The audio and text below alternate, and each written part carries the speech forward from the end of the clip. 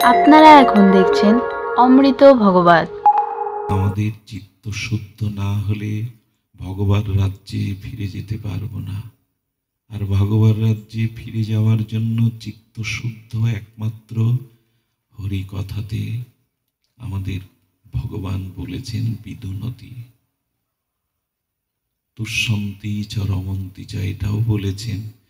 তোমার হরিবাসর এই জন্য বলে, হরিবাসর এই জন্য বলে ভগবানের সাথে অনেক দিন আমার মিলন হয়নি, তার পরমানন্দ, তার সাথে আমার পরম বাসর পরম মিলন হয়নি।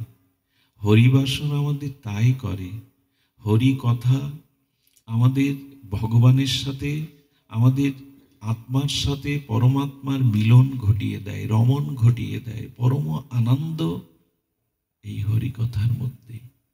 আমরা সূচনা করলাম কত শব্দ থেকে কথা শব্দ নিষ্পন্ন হয়।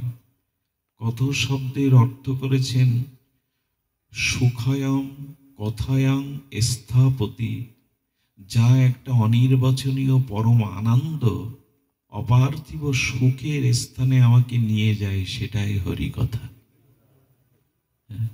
স্থাপয়তি স্থাপয়তি পরম সুখং ইতি কথং, হরি কথা অনির্বচনীয় একটা পরম সুখের স্তরে আমাকে তুলে দেয়, আমাকে তুলে দেয়।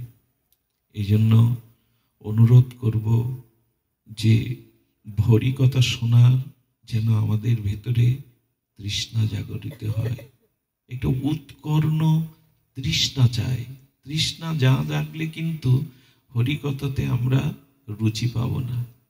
এই হরি কথা চিত্ত প্রবেশ করলেই চিত্ত শুদ্ধি হবে। একজন বলছেন, প্রভু দেখো আমার যা জন্ম জন্মান্তরে পিছিয়ে যাওয়া কামনা বাসনা পাপ অপরাধ, আচ্ছা আমি যদি একটা দু পা এগিয়ে যাই তোমার হরি কথার দিকে, তুমিও কি আমার মতো দুই এক পা এগিয়ে আসবে? আমি তোমার কাছে পৌঁছাতে তোমার অনেক জন্ম লাগবে, কারণ অনেক জন্ম ধরে আমি পিছিয়ে গেছি। আচ্ছা, বহু দূরে যেতে গিয়েও তো বহু পথ পরিক্রমা করতে হয়। কাছের যা পথ নয়, দূরের লক্ষ্যবস্তু যদি কেন্দ্র যদি দূরে থাকে তবে বহু পথ অতিক্রম করে যেতে হয়। ভক্ত বলছেন, আমি তোমার সাধু সঙ্গে হরি কথার দিকে দুপা বাড়ালাম, তুমি কি দুপা বাড়াবে আমার মতো? গোবিন্দ তখন বলছেন, হ্যাঁ তুমি সাধু সঙ্গে হরিকথা শ্রবণের জন্য দুপা যদি বাড়িয়ে দাও, আমিও দুপা বাড়াবো। ভক্ত তখন নিরাশ হয়ে বলছেন, আমি দুপা বাড়াবো, তুমিও যদি দুপা বাড়িয়ে দাও তাহলে তো অনেক দেরি হবে তোমার সাথে আমার মিলন হতে, অনেকটা দূর চলে গেছি তো তোমার থেকে। গোবিন্দ হেসে বললেন কি, তোমার পা আর আমার পা এক নয়, তোমার এক পা এগিয়ে যাওয়া আর আমার এক পা এগিয়ে যাওয়া এটা একরকম নয়। বলে কেন? বলে আমার পা আমার চরণের মহিমা কত বড় তা যদি জানতে চাও তাহলে বলি, হ্যাঁ বলির কাছে শোনো, বলির কাছে শোনো। তোমার এক পা এগিয়ে আসা আর আমার এক পা এগিয়ে আসা এক নয় তো, তোমার চরণ আমার চরণের মহিমা এক নয়। আমি এক চরণে অনন্ত বিশ্ব ব্রহ্মাণ্ডকে গ্রাস করতে পারি, যেন আমার বেশি পা ফেলা লাগবে না তোমার কাছে যেতে। আহা, এক পা এগো, আমি যে পাটা তোমার দিকে প্রসারিত করব তাতে আমি তোমাকে গ্রাস করে নেব, আত্মসাৎ করে নেব, নিজের করে নেব। এক পা এগিয়ে আসুন, আর কত পিছবো, কত জন্ম ধরে পিছিয়ে যাব। একটা পা তার দিকে যদি এগিয়ে যায় তিনি গ্রাস করে নেবেন। শুধু তার দিকে তার পানে চেয়ে থাকা যায়। তোমার এই করিয়া আছি জীবনেরও ধ্রুব তারা, এই ভব সমুদ্রে কভু আর হব না তো পতহারা। তার দিকে চেয়ে এক পা বাড়িয়ে দিন, এক পা বাড়িয়ে দিলেই তিনি আমাকে ডেকে নেবেন। হরি কথায় তাপ দূর করার আর কোনো উপায় নেই। দেখুন, আমার আমার মতো মাদিস বিষয়ীর তাপ হরিকথা যে যায়, আর যারা শুদ্ধ ভক্ত তাদের একটা তাপ আলাদা আছে। তাদের তাপটা কি জানেন? ভগবানের বিরহ তোমায় পাচ্ছি না বলে। আমি অর্থবিত্ত রোগ শোকের তাপে জ্বলছি, ভক্তও কি তাই? ভক্তের তাপটা কেমন জানেন? তোমাকে পাচ্ছি না, তোমার সেবা হলো না, তোমার চরণে পৌঁছানো হলো না, তোমার দেখা পেলাম না। এই যে বিরহের তাপে ভক্ত চলছে, দুটোই তাপ। তবে এই তাপটা, এই বিরহের তাপ বড় বড় বড় তীব্র, বড় তীব্র তাপ। তো এই তাপও হরিকথাতে দূর হয়। এই তাপও হরিকথাতে দূর হয়, কারণ হরি হৃদয় আসনে এসে বসে যান। এই জন্য রাধারানী বলেছিল, সেই ভ্রমর রূপী তাকে বলেছিল, কৃষ্ণ হারা হয়ে বাঁচতে পারি, তার কথা হারা হয়ে বাঁচব না। কৃষ্ণ হারা হলেও বাঁচতে পারি, বেঁচে তো আছি, কিন্তু তার কথা না যদি থাকে তাহলে বাঁচব না। আহা, স্বয়ং রাধারানী বলছেন কথাটি। শোন ভ্রমর, যখন বলছে এত নিন্দা করছো, আমার বধূর এত নিন্দা করছো তুমি, তো তার কথা ছাড়া তো অন্য কথা বলছো না। রাধারানী বললেন, প্রাণনাথ ব্রজনাথ ব্রজ থেকে চলে গেছে, সে দূরে গেলেও বাঁচতে পারি, কিন্তু তার কথাই আমাদের বাঁচিয়ে রেখেছে। তার কথা না হলে বাঁচতাম না। আপনারাও লক্ষ্য করবেন, বেশ কিছুদিন যখন হরি কথা শোনার ভাগ্য হয় না, আমাদের ভেতরটাও যন্ত্রণা কাতর হয়ে ওঠে, যন্ত্রণা কাতর হয়ে ওঠে, গৃহে থাকতে পারবেন না। আপনাকে এক অজানা আকর্ষণে টেনে নিয়ে যাবে, অজানা আকর্ষণে টেনে নিয়ে যাবে। এই জন্য স্বয়ং ভগবানেরও সাধু সঙ্গে তার নাম রূপ লীলা শ্রবণের বড় ব্যাকুলতা, বড় ব্যাকুলতা। হরিকথা শ্রবণের সাথে সাথে আমরা ভক্ত চরিত্র আস্বাদন করি। ভক্ত চরিত্র আস্বাদন করি এই জন্য যে ভগবানকে কি করে ভালোবাসতে হয়, সর্বস্ব তাকে অর্পণ করতে হয়, তাকে দিতে হয়, এটা ভক্ত চরিত্রেই জানা যায়।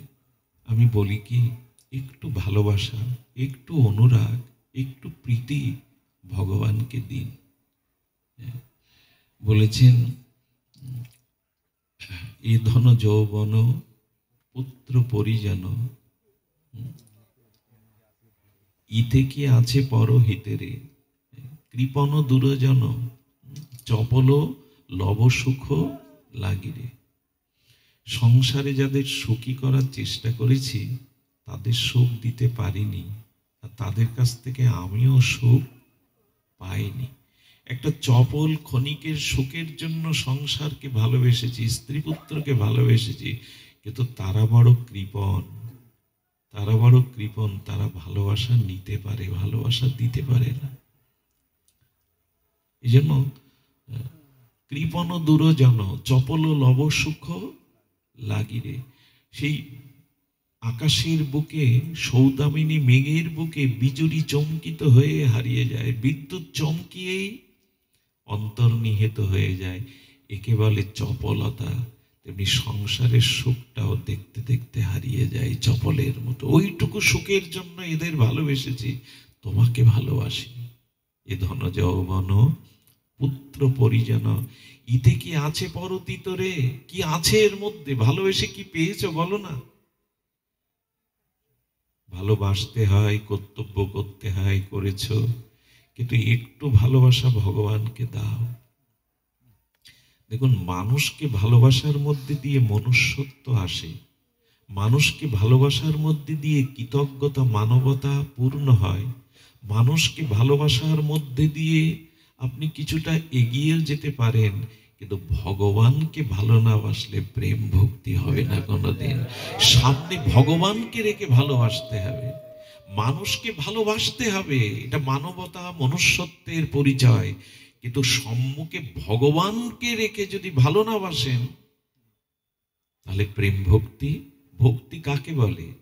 ভগবানকেই প্রীতি, ভগবানকেই আনন্দ, ভগবানকেই সুখ দেওয়া, এরই নাম ভক্তি।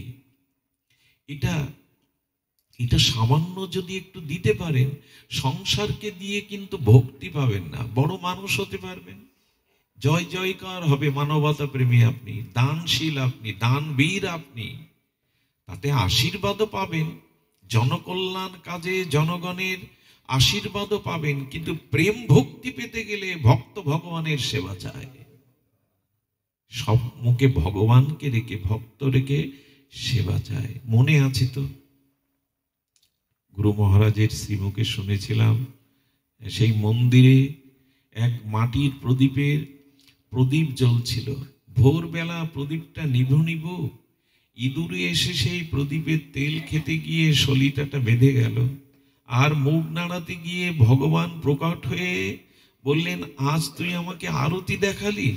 তো সেই আগুনে পুড়ে মরায় তাকে রাজ রানী করে, রাজকুমারী করে জন্ম দিলেন। আচ্ছা, আপনাকে আমি যদি ভালোবেসে কাউকে, জগতের কাউকে আরতি করি, তাতে কি এই প্রাপ্তি হবে? কিন্তু ভক্ত ভগবানকে যদি একটু প্রীতি মাখা আরতি দেখাতে পারি, ভগবান বলছেন, ছিল তো ইঁদুর, ওই যে মুখে বেঁধে গেছে, তাপ লেগে পুড়ে মরে গেছে, কিন্তু ওই যে মুখ নাড়িয়েছে, এতে দামোদর এত প্রসন্ন হয়েছেন, রাজকুমারী করে জন্ম দিয়ে দিল। এ তো জীব গোস্বামীর কলাম, ভক্তি সন্দর্ভে লিখছে। এজন্য অহিত অতিশয়ুক্ত কথা ভাববেন না, একটু প্রীতি ভগবানকে দিন। দুটো মাতাল পথে গেরুয়া রঙের কাপড় ফেলা দেখেছে। মাতালের যা কাজ, মদে মদমত্ত হয়ে একটা লাঠির আগায় সেই গেরুয়া কাপড়টা তুলে মন্দিরের চূড়ায় উঠেছে দুই মাতাল। হে ভগবান, তোমার মন্দিরের চূড়াটা নিয়ে দিলাম।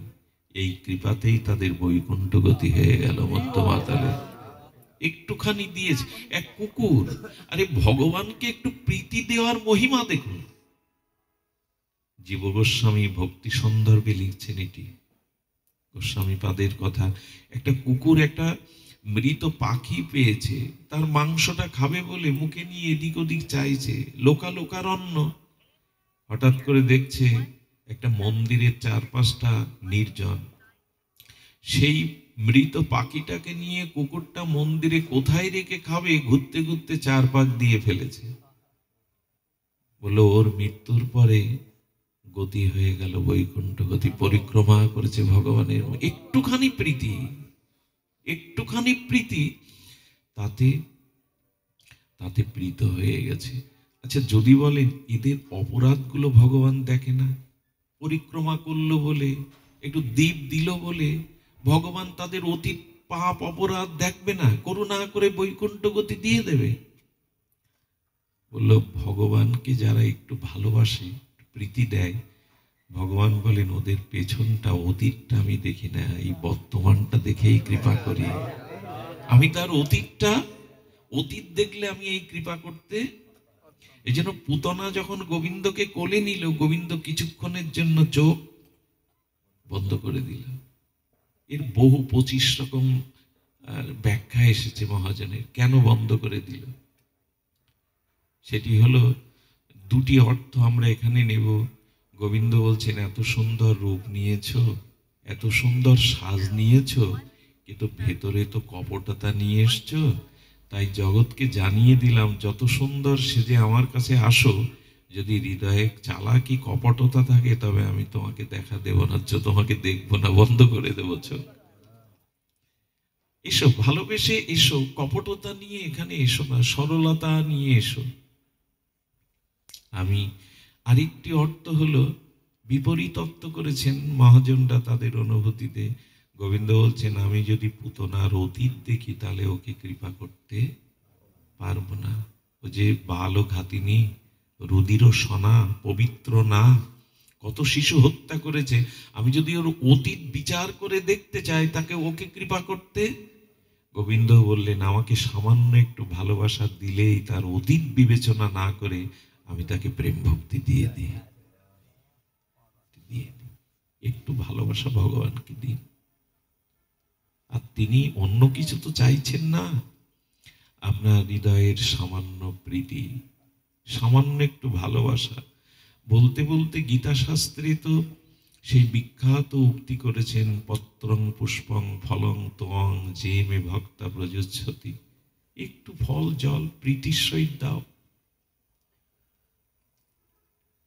কিন্তু আমাদের এই দেওয়ার ভাবটা কবে আসবে?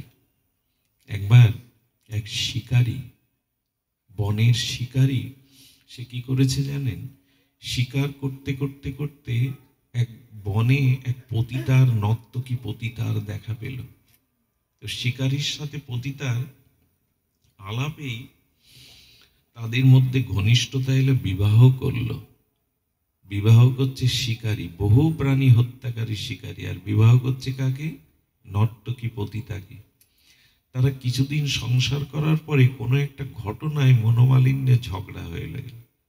দুজন দুই দিকে রাগ করে বেরিয়ে গেল। সারাদিন না খাওয়া না দাওয়া, একে অপরের প্রতি বিদ্বেষ, কিন্তু চিন্তাটা তাদের হচ্ছে। একে অপরের বিদ্বেষ হলেও চিন্তা হচ্ছে। এই চিন্তা হতে হতে ও করেছে কি, বনের মধ্যে একটা ভগ্ন মন্দিরে এসে পুরুষ শিকারী বসেছে। ঘটনাক্রমে সে নর্তকী স্ত্রীও ঘুরতে ঘুরতে এসে ক্লান্ত হয়ে, এখন রাতের বেলা সারাদিন দুজন দুজনকে মনে করেছে, ক্রোধ হলেও তো তার কথা, শত্রুর কথা মনে পড়ে। দুজন দুজনার দেখা হলে বলল ভুল হয়ে গেছে। তখন আসলে ক্ষুধার্ত, রাতে দেখা হয়েছে মন্দিরে, একে অপরের ভুল স্বীকার করার পরে বলল আর এভাবে ঝগড়া করা উচিত নয়, এসো সংসার করি। আসলে সেটা ভগবানের মন্দির। তো দুজনের ভিতর থেকে এই রাগ অভিমান চলে যাওয়ায় আনন্দে নর্তকে নৃত্য করছে। ও সাথে সাথে ওর সাথে হেলে দুলে নৃত্য করছে। নৃত্যের পরে ক্লান্ত হয়ে যখন ঘুমিয়েছে, এই ভগ্ন মন্দিরে বনের মধ্যে দুটো সাপ এসে দংশন করলো। জীব গোস্বামীর কথা। সাপ দংশন করার পরে তাদের মৃত্যু হলো।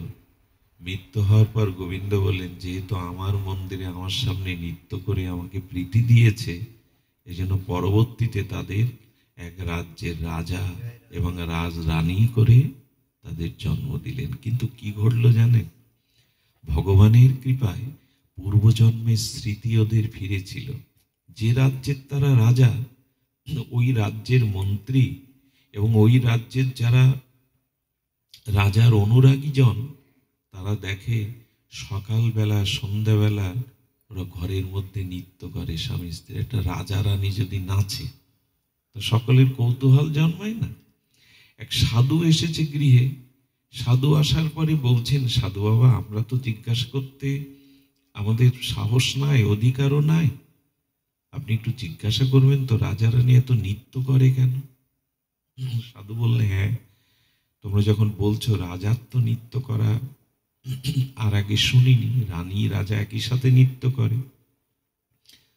তাদের দিকে যখন সাধু প্রশ্ন করলেন, তখন রাজা রানী মুখের দিকে তাকিয়ে বলছে, সাধুর কাছে কিছু লুকাতে নেই, গোপন করতে নেই, তবে পূর্বজন্মের স্মৃতি মাধব আমাদের মনে করিয়ে দিয়েছে। পূর্বের ঘটনাটা খুলে বলল। সাধু হেসে বললেন, এটাই তো ভগবানের অপার দান। ভালো করে জানতেও না ভগবানকে, মন্দিরে তার বিগ্রহের সামনে দুজনে নৃত্য করেছে, সেই কৃপায় তারা রাজ জন্ম পেল, রানী জন্ম পেল। একটু ভালোবাসা ভগবানকে দিন, আর কত কৃপণতা করব। ভক্ত ভগবানকে যখন ভালোবাসে, একটা বিচিত্র রূপ ধারণ করে, তার বিচিত্র মহিমা ধারণ করে। শুনুন, মাধব দাস বাবাজি, ইনি ভগবানের সাথে তার একটা সখ্যতা রসের অনুরাগ প্রীতি ছিল, সম্বন্ধ ছিল। তো উনি একটা বিচিত্র রূপে ব্রজে বাস করতেন। এখনো দেখবেন গ্রীষ্মের তাপদহে 50 ডিগ্রি গরম, কিন্তু কিছু মানে চট গায়ে দিয়ে বসে আছে।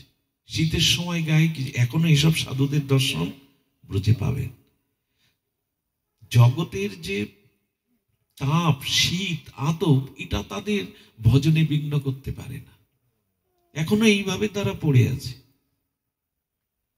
কি করে করে জানি না, পার শিরাটা, পাটা বেঁকে গেছে, ঠিক মতো হাঁটতে পারে না, কিন্তু চৈতন্য বাবা এখনো দুবার দুবার করে পরিক্রমা দেয়। কি করে করে জানি না, এ আমাদের চিন্তাতে আসবে না, আমাদের হিসাবে ওখানে আমরা পৌঁছাতে পারবো না।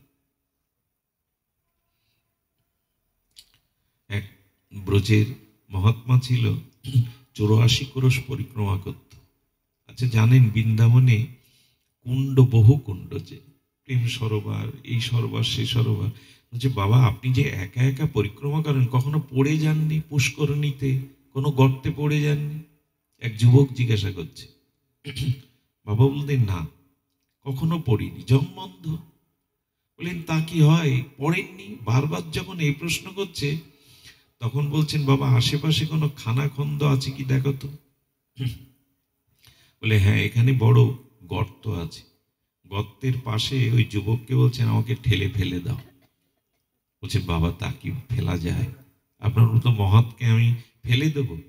এরকম কুবুদ্ধি কেন আমাকে পরামর্শ দিচ্ছেন? বলে দাও না, এতে তোমার মঙ্গল হবে, আমি আশীর্বাদ করছি। বলে বাবা আমাকে যদি স্বর্গেও পাঠান আমি আপনাকে ঠেলে? বলে সামান্য 5 মিনিটের পরিচয়, তাতে যদি ঠেলে আমায় না ফেলতে পারো স্বর্গ দিলেও, তো যাকে ভালোবেসে জীবন যৌবন দিয়েছি সে আমাকে রক্ষা করবে না, আমাকে ফেলে দেবে? তা কি হয়? তা কি হয়? পড়ে যাব না, যদি তাকে ভালোবাসি না পড়বো না, পড়ে গেলেও শেষ হয়ে যাব না। জগৎকে ভালোবাসলে, সংসারকে ভালোবাসলে বারবার পড়ে যেতে হয়, হেরে যেতে হয়, পরাজিত হতে হয়। ভগবানকে ভালোবাসলে তিনি আমায় পড়তে দেবেন না। তো মাধবদাস বাবাজির একটা বিচিত্র, খবরদার, খবরদার শব্দটা উচ্চারণ করছি কেন জানেন? খুব বিচার দিয়ে কথাটা শুনবেন না। অনেক কিছু আছে ভক্তের চরিত্র যা অনেক বিচারের, শাস্ত্রের নিয়মের অনেক ঊর্ধ্বে। এখানে যদি বিচার খাটাতে যান এ কথা আপনি মেনে নিতে পারবেন না। কিন্তু ভক্তদের চরিত্র বড় বিচিত্র। সবসময় বিচার দিয়ে, শাস্ত্র যুক্তি দিয়ে প্রেমকে মাপা যায় না। মাধব দাস বাবা কি করতেন জানেন? ভজন করতেন, আর বাবাজি মহারাজরা সেবা নিয়ে যেখানে একটু পাতা ফেলতেন, ওই সারাদিন পর সেখানে মধ্যাহ্ন বা বৈকালিক সময় গিয়ে ওই যে উচ্ছিষ্ট পাতা থেকে যে অবশিষ্ট ওগুলো কুড়িয়ে আনতেন। কি বলবো আপনাদের, ওগুলো কুড়িয়ে এনে গোবিন্দকে ভোগ লাগিয়ে পেতেন। এটা মেনে নিতে পারবেন? আগেই সাবধানতা বলেছি যে শাস্ত্র যুক্তিতে কথা শুনতে গেলে কিন্তু মিলাতে পারবেন না। এটাও দেওয়া যায়, ওইটা গোবিন্দকে দিয়ে পেত। তো একদিন কি করেছে, ভজন করতে করতে সময়ের দিকে খেয়াল নেই, অনেকটা বেলা গড়িয়ে গেছে। সেই মহতের উচ্ছিষ্টগুলো জোগাড় করে এনে আর সেদিন ভগবানকে নিবেদনের কথাটা কেন জানি বিস্মরণ হয়ে গিয়ে একগাল মুখে তুলে দিয়েছে। যেই মুখের মধ্যে ওই প্রসাদের অন্ন গ্রাসটা তুলে দিয়েছে, গলৎকরণ করতে পারেনি। হঠাৎ মনে পড়েছে গোবিন্দকে তো নিবেদন করা হয়নি। ভালোবাসলে এই হয়, কিছু খেতে গেলেও তার কথা মনে পড়ে, ভালোবাসার ধর্ম তার কথা মনে পড়ে। ভালো কিছু দেখলে, ভালো কিছু খেতে গেলে মনে হয় তাকে একটু দিতে পারত। এটা জগতের ভালোবাসার এই নিয়ম। আর যারা ভগবানকে সর্বস্ব অনুরাগ দিয়ে ভালোবেসেছে তাদের কি হয়, হ্যাঁ, মুখের অন্ন মুখে, দর দর করে চোখ দিয়ে জল পড়ছে আর বলছে বেঁচে থেকে লাভ কি? আজ তোমাকে নিবেদন না করেই পেলাম। পেলাম বলতে কিন্তু মুখের থেকে অন্যের গ্রাস ভেতরে যায়নি, মুখেই রয়ে গেছে। কাঁদছে আর কাঁদছে, এই জীবন রেখে লাভ কি? তোমার কথা মনে পড়লো না, তোমাকে দিয়ে পেলাম না। এই কাঁদতে কাঁদতে কি করলো জানেন? পরের দিন সকাল পর্যন্ত এই কাঁদছে বসে বসে। শুনলে অবাক হবেন, সে অন্যের গ্রাসটা ভেতরে যায়নি তখনও, লালা ঝরে ঝরে পড়ছে, চোখের জল ঝরে ঝরে পড়ছে, আর অনুশোচনায় দগ্ধীভূত হচ্ছে। তোমাকে না দিয়ে পাওয়ার এমন ইচ্ছা জাগলো কি করে আমার? সকালবেলা গোবিন্দ এসে উপস্থিত, গোবিন্দ এসে উপস্থিত। সেই পাত্র সামনে রয়ে গেছে, যে উচ্ছিষ্ট পাত্র এনেছিল তাও রয়ে গেছে। চোখের জল, ওইভাবে রাত গেল। এসব কথা যুক্তি দিয়ে মাপা যায়, কাউকে ব্যাখ্যা করে বোঝানো যায়। তো গোবিন্দ সামনে এসে বলছে, বাবা এত কাঁদছো কেন? চোখের জল মুছো, চোখের জল মুছে ফেলো, চোখের জল মুছে ফেলো। বললো, চোখের জল মুছে কি করব? আমার এই দেহ থাকা উচিত নয়। আমি তোমাকে না দিয়ে, তোমাকে অর্পণ না করে গ্রাস মুখে তুলে দিয়েছি। এটা আমাদের কি হবে বলুন তো? কত জন্ম তাকে না দিয়ে পাচ্ছি। পারবে মা, পারবে তার দুগ্ধপোষ্য শিশুকে কিছু না পাইয়ে পেতে? ভালোবাসা নেই বলে তো তাকে দেই না। পরিবারের একটা বিড়াল কুকুর পুষলেও মনে পড়ে এক মুঠো তাদের দেই। বিড়াল কুকুরগুলোও কেটে কেটে এক মুঠো দেই। ভগবানকে না দিয়ে পাওয়াটা ঠিক নয়। কবে এই প্রাণ জেগে উঠবে, তোমাকে দিয়ে কবে পাবো? মাধব দাসের চোখের জল গোবিন্দ মুছিয়ে দিচ্ছেন। কেঁদো না, পেয়ে নাও। বললেন এক কাজ করো। আচ্ছা তুমি জানো মাধব, তুমি জানো মাধব?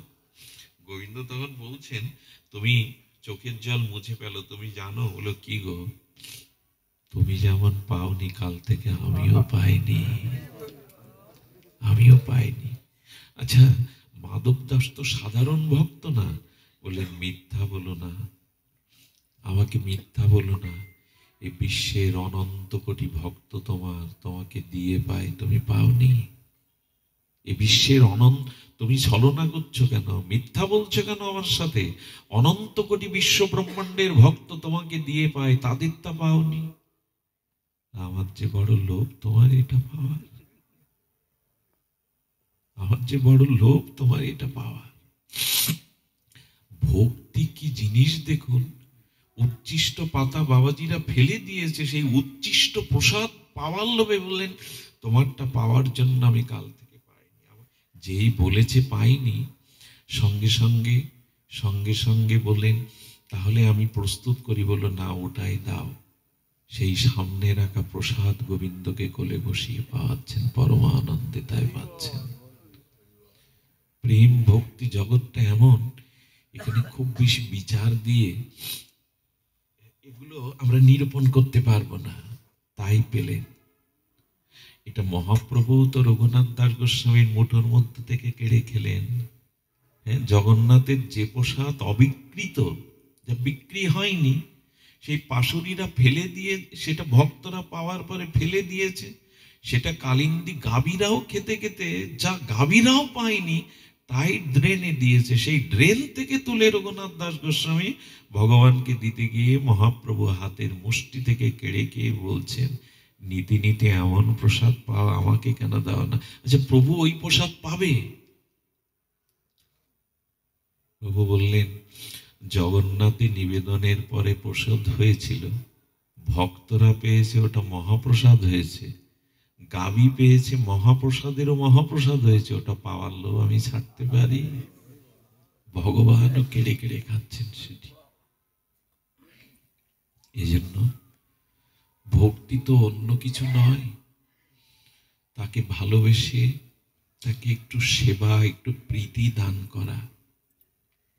এই প্রীতি বা ভালোবাসা যদি তাকে না দান করি, তবে এই কামনা বাসনা, জগৎকে ভালোবাসা, জগতের প্রতি এই মোহ বাসনা থাকলে ভেসে যাব। কতকাল ভাসছি, আরো কতকাল ভাসব। এই জন্য নিবেদন করব, কর্মফল আমাদের তো ছাড়বে না। যতদিন কর্মফল প্রারব্ধ আছে, ততদিন গতাগতি আছে। তবে শাস্ত্র বলেছে এই প্রারব্ধ নাশ হতে পারে গোবিন্দের চরণ শরণ নিলে। প্রারব্ধ ভক্তির দ্বারা, প্রেমের দ্বারা নিষ্ক্রিয় হয়ে যায়। পুরুষত্বের দ্বারা যদি গোবিন্দ চরণে, রাধারানীর চরণে প্রীতি আসে, একটু ভালোবাসা অনুরাগ আসে, তবে প্রারব্ধও খণ্ডন হয়ে যায়।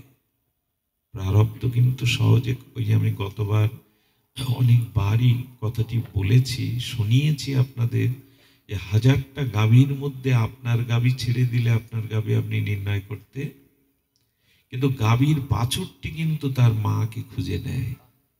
তেমনি 1000 জন্ম পরেও কর্মফল কিন্তু আমাকে খুঁজে নেবে, কর্মফল আমাকে ক্ষমা করবে না, খুঁজে নেবে, খুঁজে নেবে।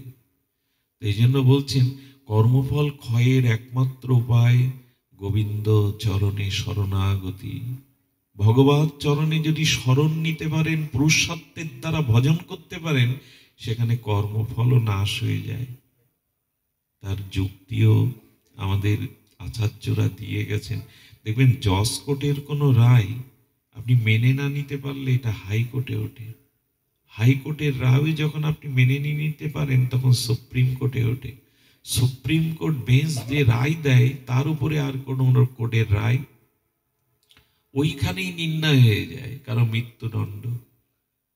সুপ্রিম কোর্টের রায়ের পরেও আর একটা রায় আছে, সেই রায়টা হলো দেশের রাষ্ট্রপতি যদি তাকে ক্ষমা করেন, তার বিশেষ ক্ষমতা বলে, তখন সে সুপ্রিম কোর্টের রায় থেকেও, একটা দেশের রাষ্ট্রপতি যদি মৃত্যুদণ্ড প্রাপ্ত সুপ্রিম কোর্টের আদেশকেও বিশেষ ক্ষমতা বলে ক্ষমা করে দিতে পারেন, তো জগৎপতি কৃষ্ণের চরণে আশ্রয় নিলে তিনি পারবেন না প্রারব্ধ ক্ষয় করে নিতে?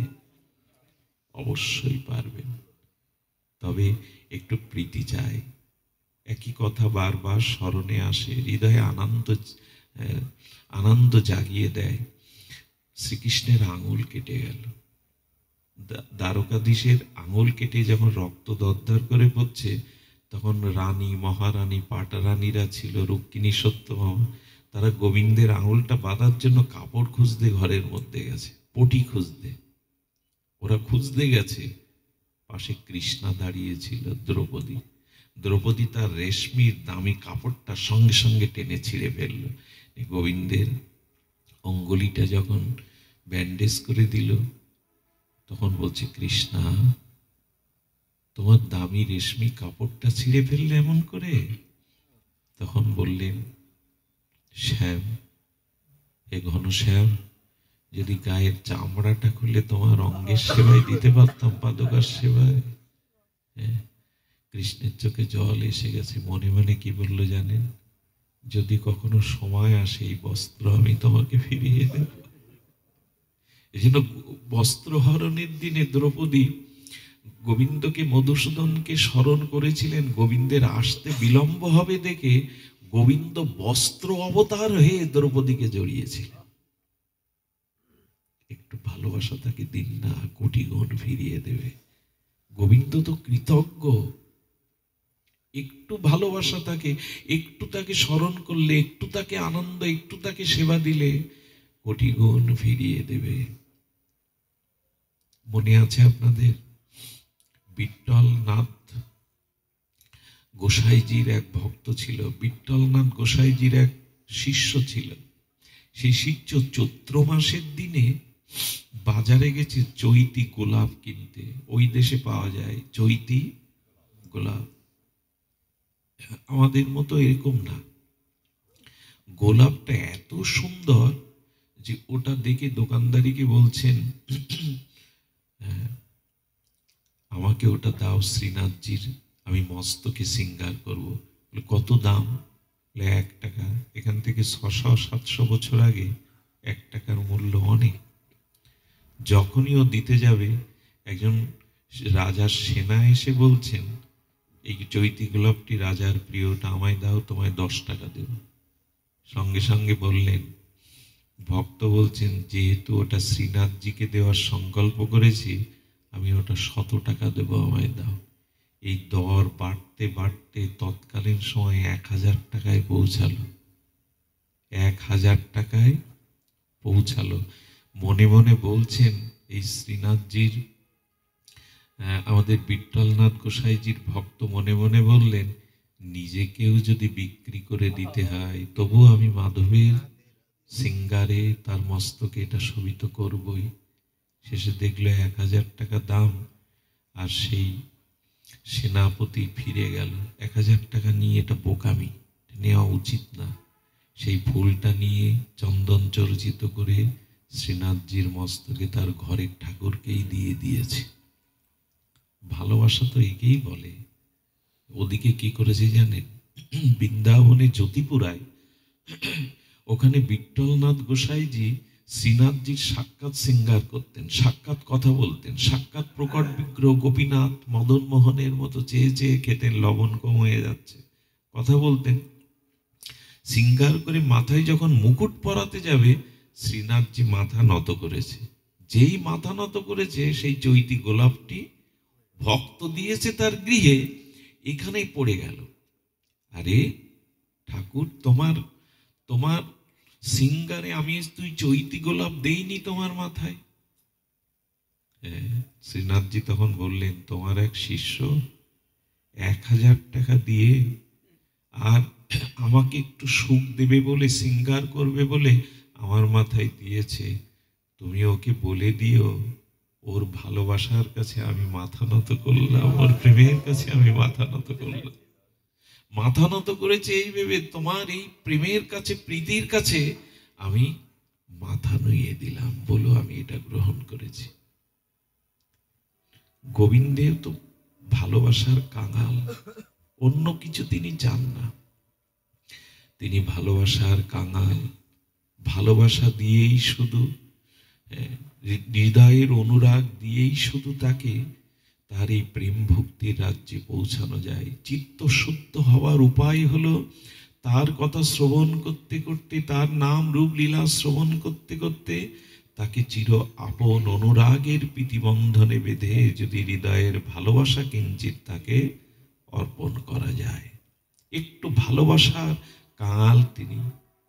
সারা জগতের কাছে দাঁড়িয়ে তিনি ওই আহ্বান করছে, এসো পথ ভুলে যেও না, আমার পথে এসো।